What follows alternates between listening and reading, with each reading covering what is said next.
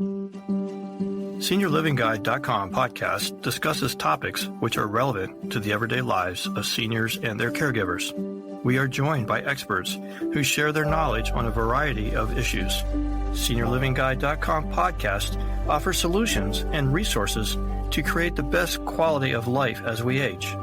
And now, let's welcome your host, Darlene Mahoney. Does the idea of searching for senior housing solutions seem overwhelming and you just aren't sure where to even begin? SeniorLivingGuide.com is created just for you.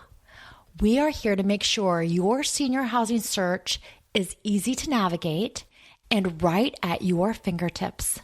We provide details on communities to include retirement, 55 plus, independent, assisted living, skilled nursing, memory care, and even home health and home care solutions, all in one easy-to-navigate website, allowing you to decide which best fits your needs and connecting you directly with those communities and senior solutions. Visit us online today at SeniorLivingGuide.com, and you can start de-stressing. I would like to thank and express our sincere gratitude to our SeniorLivingGuide.com podcast sponsor, Transmed Care Long Distance Medical Transportation. When a loved one with a disability or medical condition needs to relocate, Transmed Care is here to help with safe and secure nationwide medical transport services with an emphasis on comfort and care. Transmed Care Long Distance Medical Transportation is a business built on care.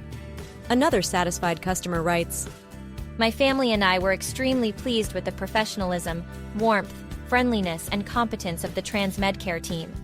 They were on time, patient, obliging, and kept in touch regularly during the ride from New Jersey to Florida. And they were very kind to my husband. I highly recommend this company."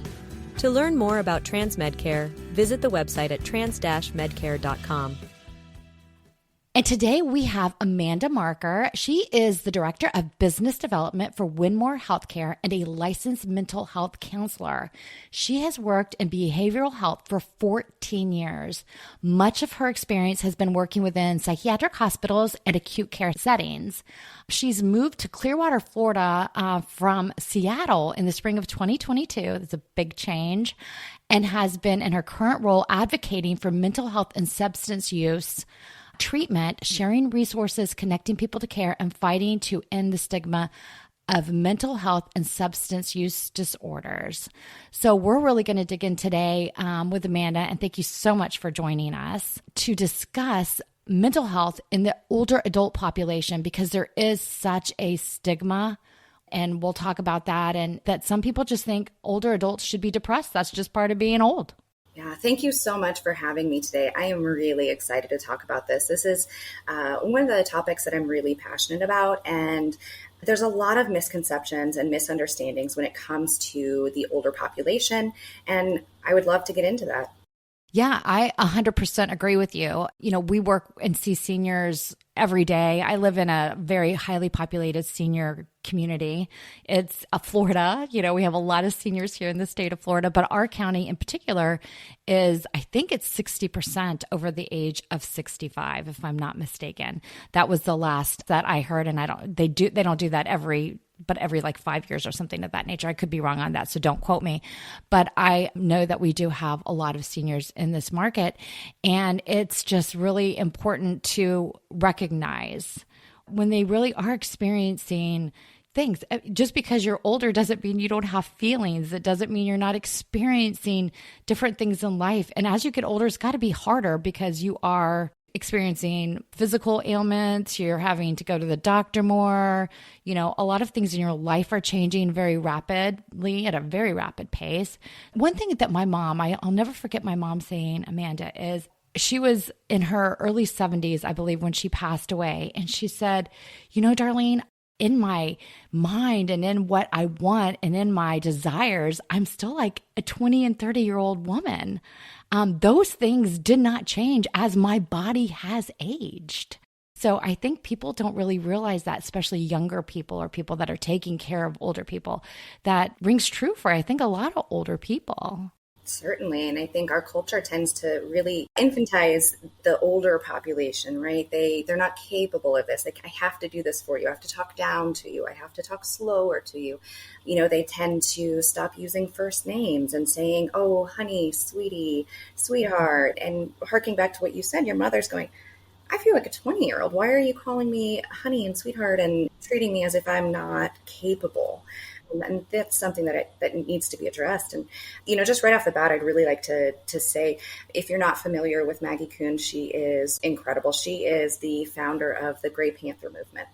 And this really came out of her forced retirement. So when we talk about the older population, the seniors, in 1970, she was forced to retire from her job at age 65. She is still capable, still competent, still really energized and wanting to continue in this role. And at the time, it was forced. She was forced due to ageism out of her job. And so she created this advocacy network, and they confront ageism and all kinds of other social justice issues. And one of the things that she said, which I think is so wonderful, there are 6 myths about old age. 1 is that it's a disease, a disaster. 2, that we are mindless. 3, that we are sexless. 4, that we are useless. 5, that we are powerless. 6, that we are all alike. No, I absolutely love that. And it's really honestly heartbreaking to know that that's how she felt based on her experience. Because I think a lot of people, they don't want to retire. Sometimes they want to work part-time jobs, or they really do love their job. Their job can be their passion.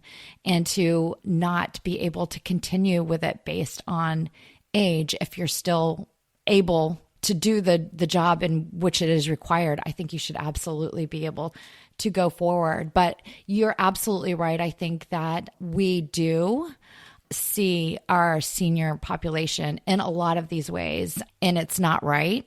And it definitely has to take a toll on how they feel about themselves. Absolutely. That self-stigma, that cultural stigma, your provider, your healthcare provider stigma, all of those overlapping and overlying stigmas can really affect how one perceives themselves and their own well-being in the long run. Yeah. So if you really are feeling that you're not getting that mutual respect as an adult, as someone that is just aging but not old, it's going to wear down on you. It could potentially cause, issues with depression. It could cause all these different things. And it's not recognized as that. It really is just recognized you're just old and grouchy. Absolutely. Right. And so the fact is, most older adults are experiencing life satisfaction, social and emotional support, and good mental health. Everything is happening for them that is essential to promote healthy aging. However, the thought of, well, you're older, therefore depression, therefore anxiety and social isolation, that is just normal. Depression and anxiety, that's just a normal part of aging. And that's an absolute myth. Depression and anxiety are mental health disorders that are absolutely not a normal part of aging. Right. And it needs to be addressed and acknowledged. Certainly. Yeah. So, and part of it is we also look around, and I know if you watch a television show or something like that, some of them, if they're more comedic, they always portray like an older person as not the sharpest tool in the shed. Yeah, I'm so glad you brought that up. There's actually some research on this topic when it comes to ageism and the media. So TV commercials that feature seniors and older adults, those are likely going to be for medications. We're not seeing seniors and older adults being in or cast in roles for things that are active and engaging. One of the things, it comes to media, social media and technology, less than 5% of images are having people 65 and older using technology. But we know that 69% of individuals 65 and older have smartphones, have smart homes, have smart TVs, have, technology just like the rest of us, and they use it just like the rest of us, yet it's not being portrayed accurately nor represented accurately, again, leading to that stigma that social stigma against older adults. Right. And I absolutely believe that can lead to a level of disrespect from a younger generation as they're interacting with an older generation, in a public setting of some sort. I do feel like that can lead to that. And that is concerning as, it's continuing and we're not making any improvements on it, acknowledging it. And I just want to use the word fixing it.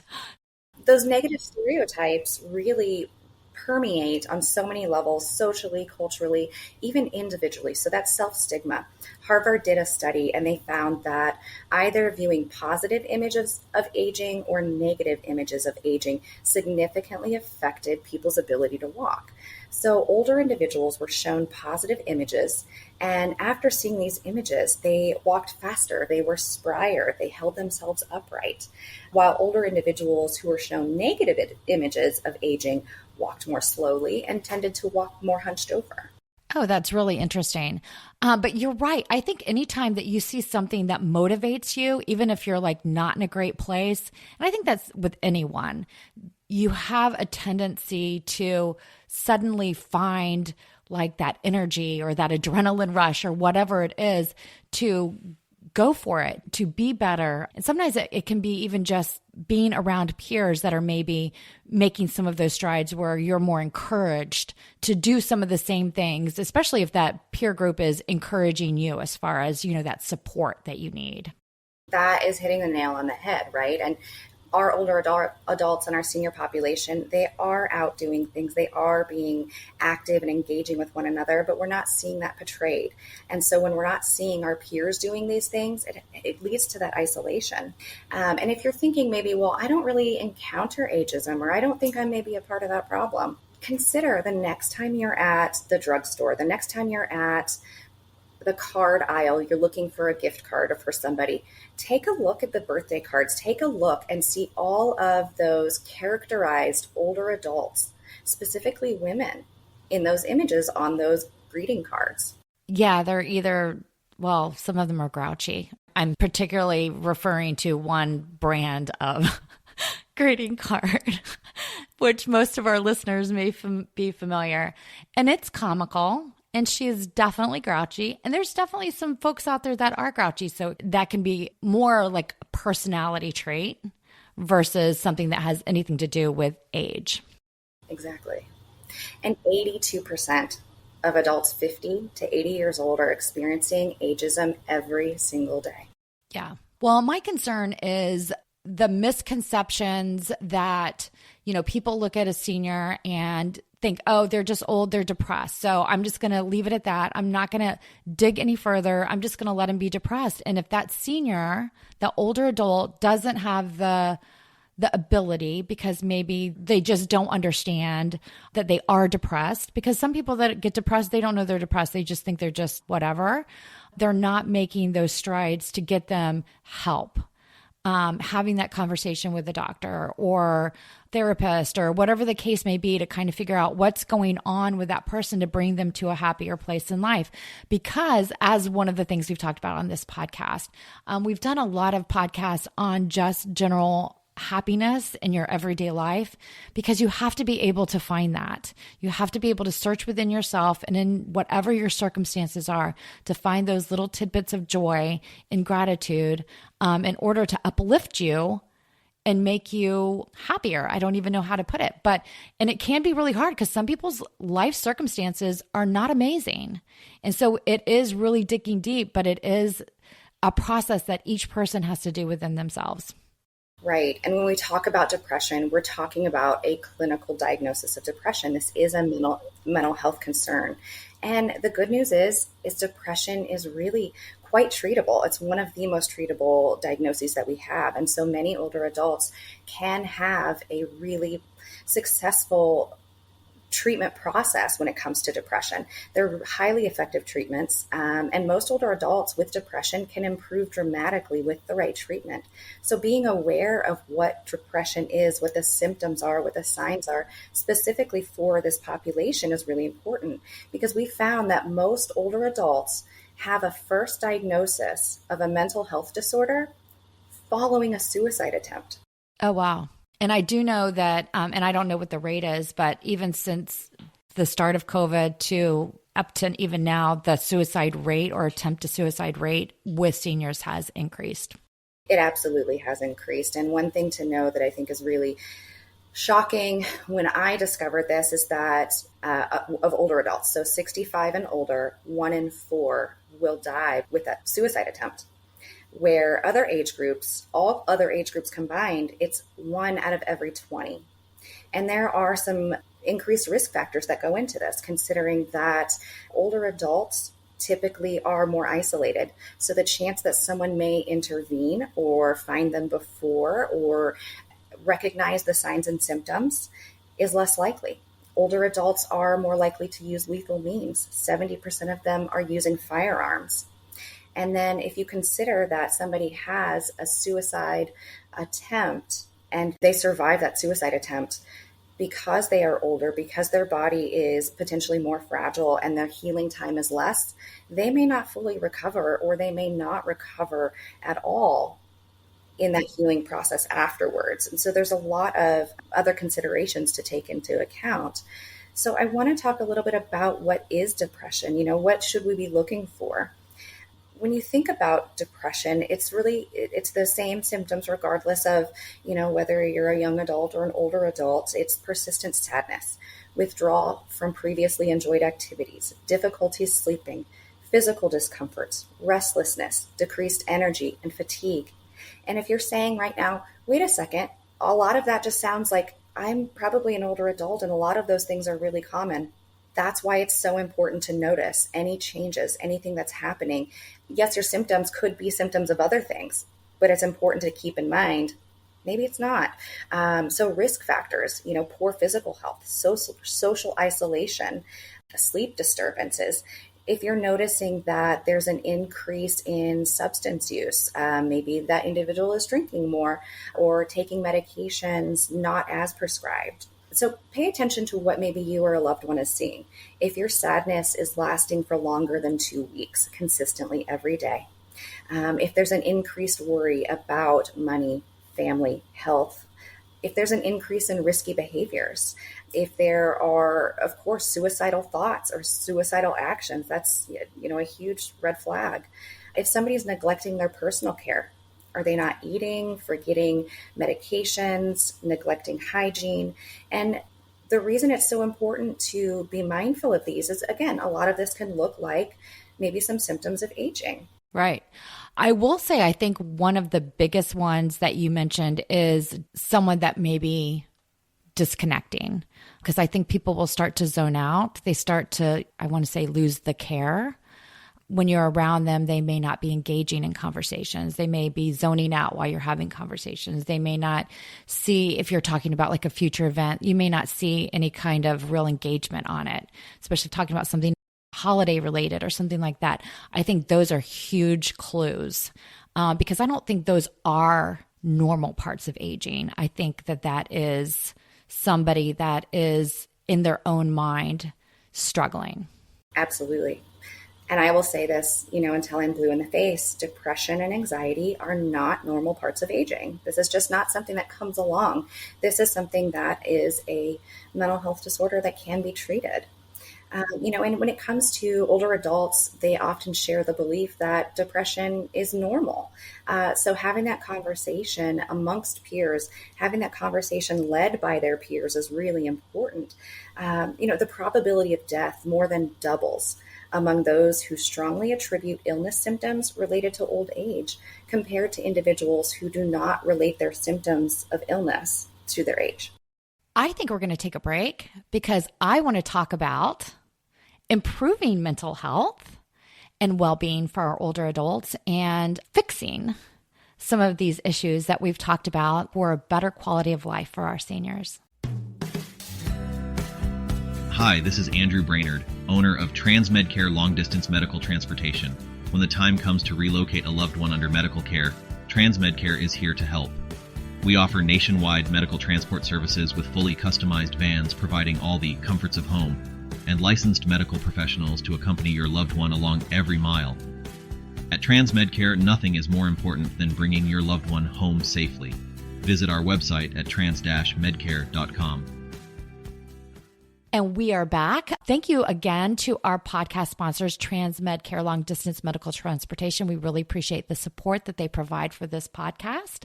And we are back with Amanda, and we are talking about the signs, the symptoms, and the stigmas of depression and mental health issues in our older adult population. And now we're going to talk about improving those and how to do that so that our seniors have a better quality of life. So let's chat. Let's dig into it. Certainly. Yeah. So if I want to improve the mental health outcomes of our older adult population, we really have to address the social determinants of health. What that means is that they need to be living in affordable and appropriate housing in communities. They need adequate income. There needs to be an ongoing educational piece. Social networks need to be present, and transportation needs to be available. So that's really an overarching social determinant. This is really everyone's job to ensure that this is happening for our older adults. 100%. And with us, we work in senior housing and senior living and connecting those seniors and their families with the best communities that fit. And it can be really difficult because sometimes the communities that are in those areas don't match the affordability, or they don't match the amenities required. You mentioned the transportation and even like the food that's provided. You need certain nutrition elements to that as well. So all of those fitting as you age, it can be like a puzzle. So you're absolutely right. And those are things I think that as a country, we really need to start focusing on. Absolutely. And that's really the macro level, right? So as a culture, as a society, as a community, we need to be supporting our older adults in ways that are meaningful and actually supportive. So we can talk a little bit about what can individuals do to ensure that they're improving their mental health. And one thing is that it's really important to develop a positive attitude about aging. Research has shown that when you have a positive attitude about aging, you can add almost 8 years to your life. I love that. And I think that if you're younger, I don't want to say younger, but if you're pre-senior, having an active lifestyle can kind of catapult that. For me, I know that the more active I am, the happier I am, because that adrenaline, that activity really drives a lot of, I don't know, you tell me, what is it? The endorphins? Is that what it is? Yeah, I think it's a lot of things. I mean, I don't know specifically, but potentially it could be that maybe you're being active with other people and you're getting that social engagement. Maybe you're being active outside and you're getting that vitamin D, you're getting that fresh air, you're being out in nature. I mean, we know that exercise is good for us, right? So I'm not going to spend a lot of time talking about diet, exercise. Obviously those are really important, so maybe that is a part of your health routine. So it could be a variety of reasons that it helps you feel better. Yeah. And I think there's certain things in life that are like your happy things. Some people enjoy the beach, brings them happiness. Some people enjoy the mountains more so. So when they're experiencing things, when they're out in those areas, it brings happy and joy. Then I think you should spend time doing that and experiencing it, like physically experiencing those activities, in my thought. Absolutely. And I mean, almost whatever you're into, as long as it's safe and consensual, then there's a group of people out there who are into it, right?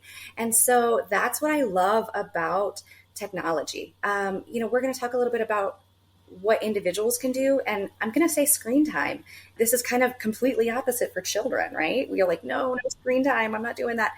I want our older adults to be on their phones, to be on their laptops, on their computers. What we're finding is that older adults that are using social media acquire positive instances related to personal and social life. They're more engaged in constructive activities. They're finding those connections and those groups, right? They're finding, oh, hey, we're going to take a trip out to Arizona. We're going to go to the desert. Or, oh, we really enjoy beach sunrises, so we're going to do that. And, whatever it is, they're finding those groups, they're finding those connections. And we're finding that, the older population is using the internet and using the computer to develop their hobbies, to find their community, to connect with one another, because people live so far apart now, using FaceTime to have those social interactions.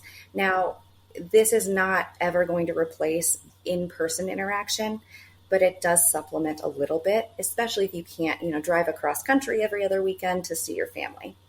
And they find that as long as you're not using social media. You're not using, the social media platforms where people tend to just post pictures. And what we do is we compare ourselves, right? We're seeing their highlight reel and we're saying, oh, their life is so wonderful and mine is so not wonderful. As long as our seniors continue to use the internet to find recipes and connection and hobbies and people with like-minded activities, that's actually really beneficial to them. There was a study at the University of Missouri found that social media only triggered depression in people who used the social media sites to compare with one another, not when used to find connection and groups. Yeah. And I think it's really important they're able to do that, especially if they have family that is not close by, which is becoming more and more our culture, as you mentioned. When I grew up, all my family, we saw them every holiday. There would be like 50, 60 of us, big long table. Everybody brought something. My grandmother did the turkey, and it's just what we did. Now that entire group, they're all in different parts of the country. And I think that's just something that's started happening probably in the last 20 years. And so it is important for people to stay connected, however that may be, if that's utilizing social media, the FaceTime, all of that, because it does still continue to give you that interaction if you're not able to get it in person. The only thing I would mention is do it safely. Absolutely. That is exactly what I was going to say. Yeah, you've got to consider scams. There's phishing. There are, a lot of people that are going to look to take advantage of those who maybe don't completely understand the risks involved. So, whether it's educating or having a class, and this is, an opportunity, we want to have older individuals being taught by their peers, so maybe one person becomes really educated and then they go into their community and hold a workshop on how to safely use the internet and what scams to be mindful of. Yeah. One thing that I think is interesting, especially as you mentioned with older adults, is that I see a lot of them starting to connect with people from high school. And that can be, 50, 60 years ago. And I think they really enjoy that because it brings that youthfulness back into their lives because they can talk about and recall and enjoy some of those memories. And then even what's happened since high school, just reconnecting with all those folks, I think that can be something that's really enjoyable as well. Absolutely. And while it's not specifically, quote unquote, group life review or reminiscence therapy, it kind of is, right? You're meeting with those people who are from your past and you're reviewing your life and you're identifying all of these positive attributions and moments that you had, and being able to have that really balanced and satisfied perspective and sharing that with somebody is really emotionally beneficial. Yeah, no, I think it's really cool. I think it could be really fun. I don't know about my high school experience. I'm going to be looking forward to that when I get older. But for a lot of folks, it's just so important. What are some other things that would be beneficial more on maybe the clinical side if you have the clinical depression like we talked about earlier? Yeah. So if you have clinical depression, if you start to see these symptoms in yourself or a loved one, absolutely, I recommend going to see a professional. If you're more comfortable talking with your primary care provider and getting a referral, with the advent of telehealth, it's a lot more accessible now to have individual therapy sessions in your home via telehealth. So it really reduces that transportation barrier. So it's important to talk about it. Talk to your professional providers about any changes you're concerned in. When it comes to seeking care, potentially discussing medications, obviously that's between the provider and the patient, and that's worth a conversation to have. But increase social connections. Right. So it's important that we are connecting with our peers. And a lot of times, especially when we're depressed, one of the things is a key sign of depression is lack of motivation, lack of interest. Say that you are seeing a provider, a therapist, a counselor, your primary care provider maybe, or a psychiatrist. One of the things you can do at home as well is it's a dialectical behavioral therapy technique, and it's opposite action. And what that means is, say I committed to a lunch date and I don't feel like it. I can't get myself out of bed. I don't want to do it. The DBT skill of opposite action is the opposite of what your body is telling you. My body is saying, just lay in bed, don't move. My opposite action is just get up and go, right? And it might be really, really difficult to do that. For instance, I want to stay inside. Opposite action, go outside, right? And so you don't have to like it while you're doing it. You don't have to pretend that this is enjoyable and amazing. It's just the actions of physically doing it and going outside. You don't feel like eating. That's the time that you need to have a snack. You feel like isolating. That's the time that you need to pick up that, 500-pound phone and call a friend. You have to trust the process. You will be rewarded with those endorphins when you see your friends or family. You will be rewarded, when you get some vitamin D in your skin and some fresh air. So it's opposite action, knowing that the outcome is going to be worth it. Yeah, I was going to say, I think everyone in their lives has had some level of depression or anxiety as you age. I don't think it's avoidable. Whether it gets to be clinical or not, that's a different story. But I do know that I think if you're down and depressed and you don't want to go do something, you will talk yourself out of it. You will literally talk yourself out of it. But if you don't and you just do it, I genuinely believe, because this has happened in my life, once I get up and do it, I'm genuinely happy that I did make the decision to go do it. Even though an hour earlier, I was trying to figure out how to get out of whatever I was either committed to or said I was going to do or needed to do or what have you.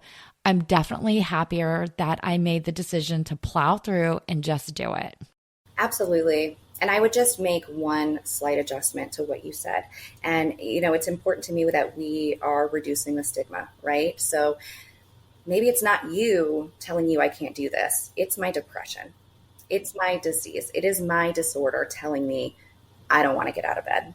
I don't want to personalize my disorder because, we are so much more than a disease. We are so much more than a diagnosis. And when I can realize that my depression is telling me to stay in bed, and when I do the opposite action and I get out of bed and I attend what I had planned, then I can say I did that. And I can be really proud of the fact that I'm pushing back against my depression. No, I love that. That's perfect. This is such great information, Amanda. I love all of this. So do you have any other recommendations or thoughts? Yeah, absolutely. As we touched on before, as our body needs physical activity and stimulation to stay healthy, so does our brain, right? So in order to avoid cognitive decline, we keep using brain games or mental stimulation. Really anything that is enjoyable. Various puzzles have proven to delay memory decline, enhance senior mental health. Yes, 100%. And it does keep you active. And especially if you get up every day and do them. I do remember my grandmother died at 100, almost 100. She was 99, I believe. She didn't quite make that 100-year mark. And she was sharp as a tack, that one.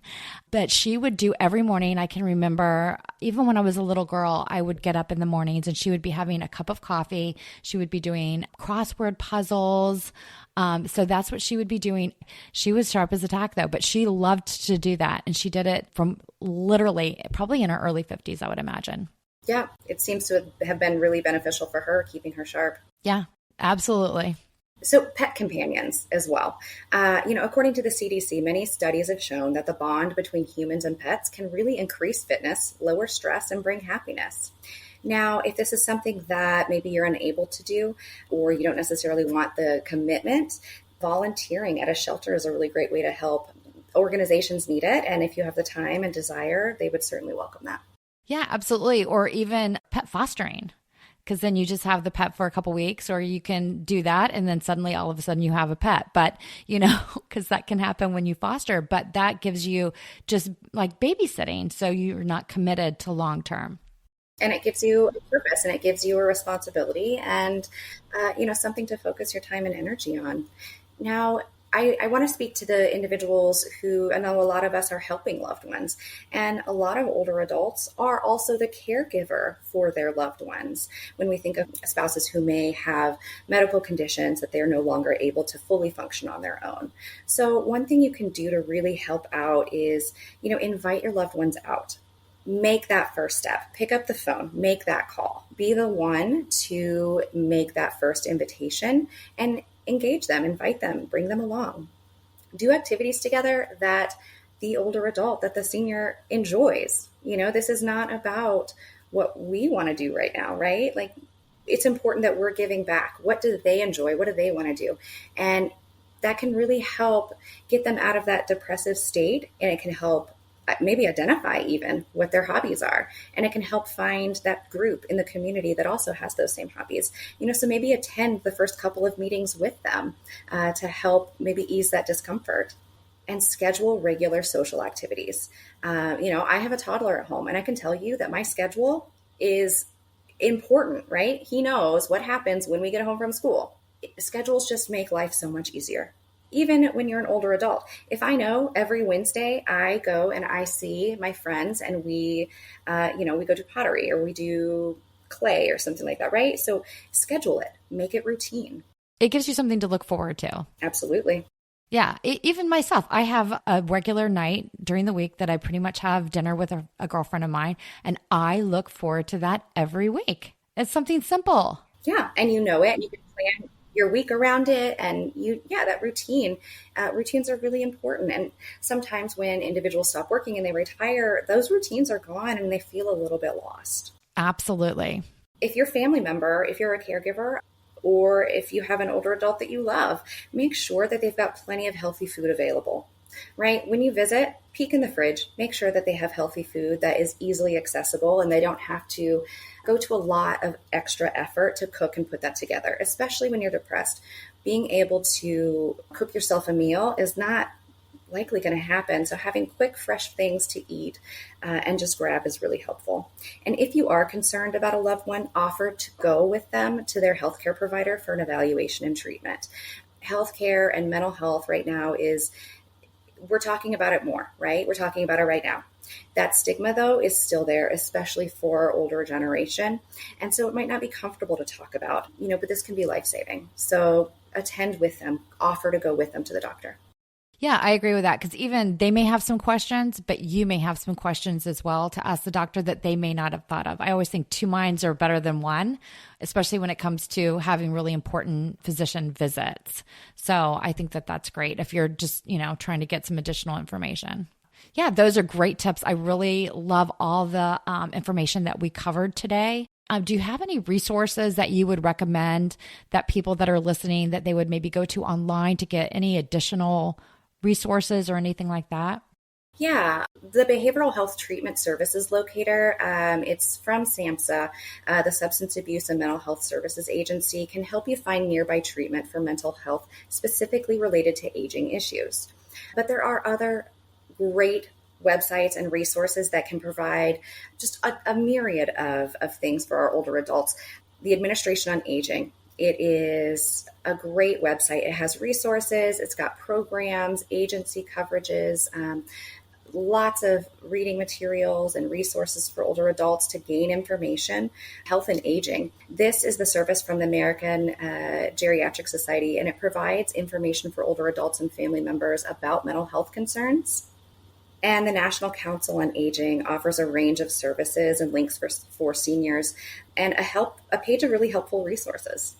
Yeah, and we'll share those links in the copy part of the content of the podcast. But I did want to just put this out here. So the findtreatment.gov is literally, that's the URL. The website link is findtreatment.gov. And then you also mentioned the National Council on Aging. I thought that would probably be a good one to share too. And that one is ncoa.org. Check that out. That might be helpful to those that are listening as well. Thank you so much for joining us today, Amanda. This was a great podcast and such a much needed topic, especially I think as we even go into the holidays, because it is like beginning of November, because there is definitely an uptick in depression in general during the holiday season. And I think it can even be harder for seniors as, they're visiting with families or they're not visiting with family. It can work both ways. I appreciate you joining us today. And if you enjoyed this podcast episode, we can be found anywhere you enjoy your podcast, such as Spotify, Apple Podcast, Alexa. We are now on Good Pods. And please share us with a senior or a caregiver that you will think will benefit from the information that we provide.